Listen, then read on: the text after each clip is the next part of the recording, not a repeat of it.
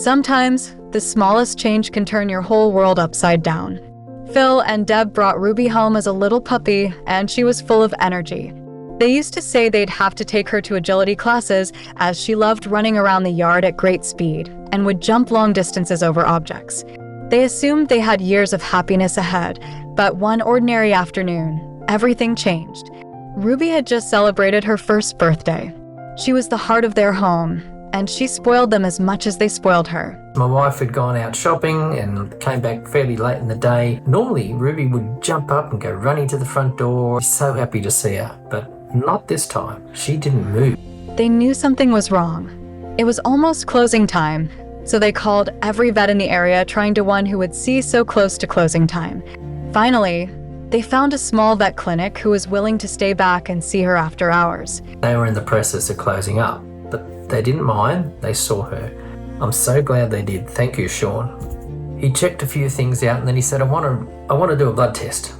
And he did the blood test and he said, I don't have all the proper equipment here to test it, but I have enough to be able to do a quick analysis. And he said, I'm shocked by what I've seen.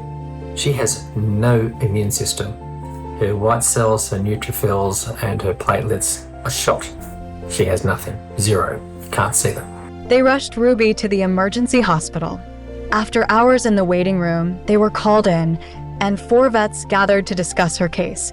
It was the beginning of a long, uncertain journey. They were asked to think about anything Ruby might have eaten, any toxins she could have come in contact with. Just months ago, her blood tests were normal.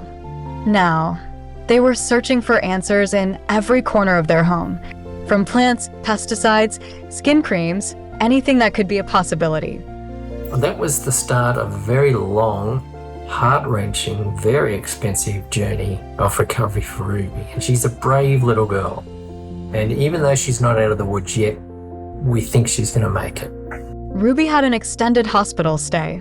There were moments when they didn't think Ruby would survive. They faced impossible choices and heartbreaking conversations with her vets. They didn't know what would happen next. All they could do was wait. If you've ever faced something like this with your own pet, you know how helpless it feels.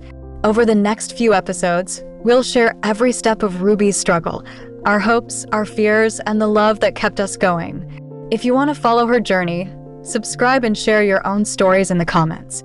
You're not alone.